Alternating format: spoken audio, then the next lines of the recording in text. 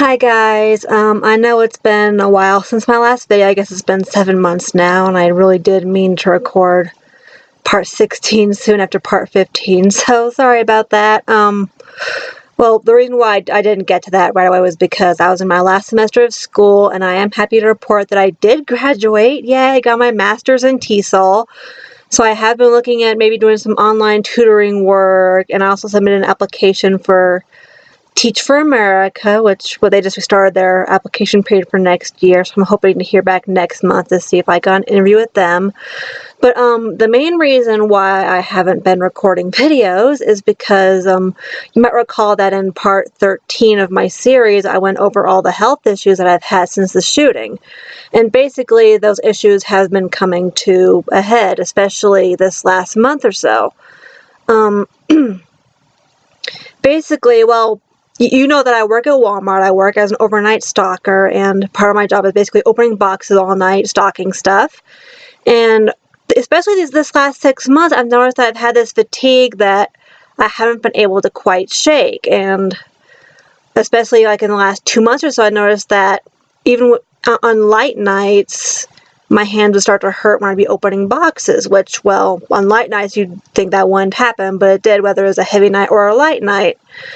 And usually it'd just be near the end of my shift, but then it would start happening all the time. And then my elbows started hurting and my knees started hurting. And then especially this last week or two, this last 3 weeks, I would just have this ache all over my body. Like, you know how you feel when you have the flu and you have that horrible, horrible achy feeling? That's how I felt all the time. And at the end of a few shifts at work, I'd be almost crying by the time I left because it was just hurting so bad, and even ibuprofen weren't doing anything.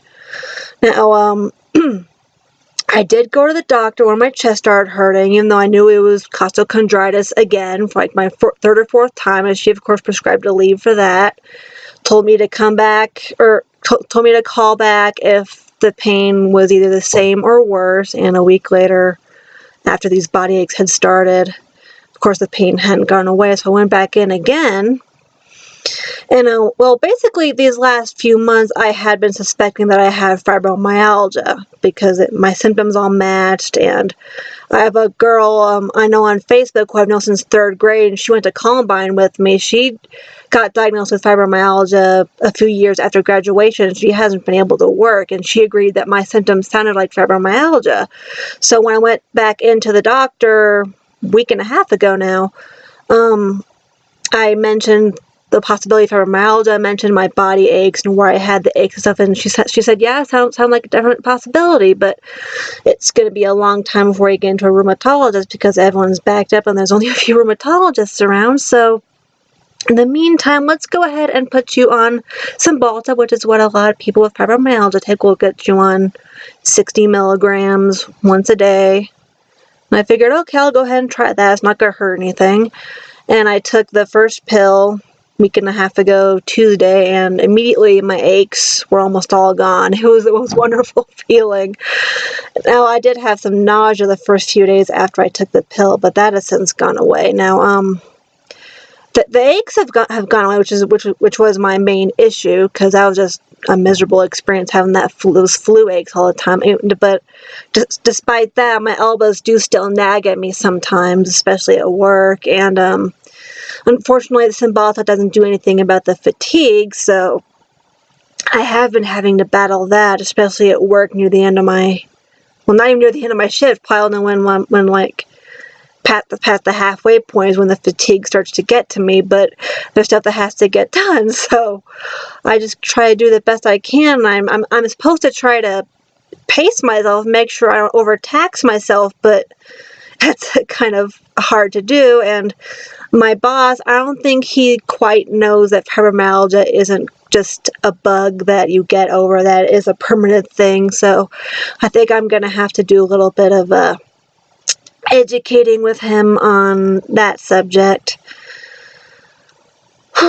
And what else? Yeah, I've been learning some other things, like like just yesterday, even though it was a day off for me yesterday, I thought if I just sat around the house all day, I wouldn't have to worry about hurting. Well, it turns out that if you don't move, you will be aching anyway. So I did start walking around a little bit yesterday, and I felt better after that. So I basically just learned that I can't just sit around and be flat on my days off anymore. I actually do have to get up and walk at least a little bit to keep myself from aching, but I can't do too much because I'll get fatigued. So I'm still kind of learning that the balance there between not being achy, not being fatigued. So,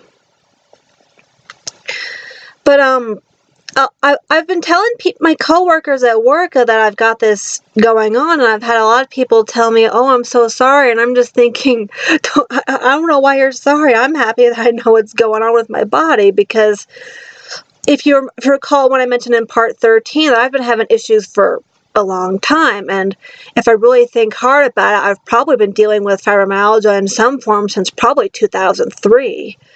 But of course, it has gotten worse this year. So I do know that it is going to be something I'm going to be dealing with in some form for the rest of my life, and I will have to be on Cymbalta or something for the rest of my life as well. So it's just one of those things that, well, the thing about fibromyalgia is they say it can be triggered by something physical or something psychological, and I'm pretty sure that Columbine, the shooting, combined with being molested by Mike for 3 years, probably triggered that a year after he left. So, I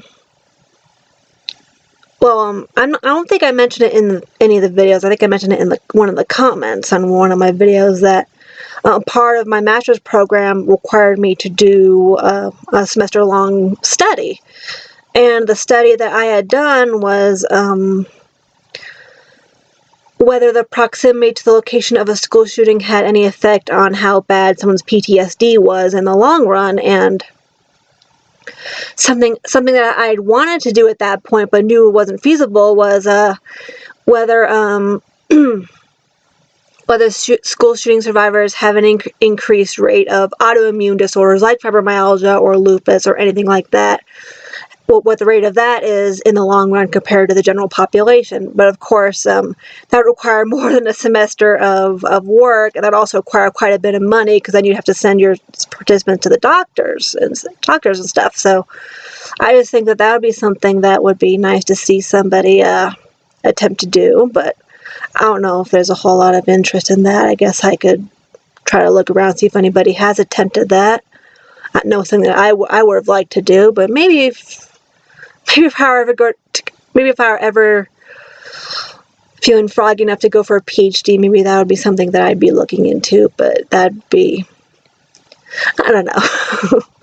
So anyway, I just wanted to explain why I haven't been recording videos as much as I wanted to, and that you don't need to feel sorry for me or anything. I'm just glad that I have an answer as to why I've been having all these health issues, and kind of reassured that no, it's not just a part of getting older. There really is something wrong with you. You're just special, which makes me think, oh yay, I'm special in another way. Hooray. So yeah, that's gonna be it for me for today. If you've got any suggestions on how I can better deal with my fibromyalgia or any other issues, you can feel free to leave them in the comments, and I'll of course take those into consideration. So I will see you next time, guys. Thanks. Bye.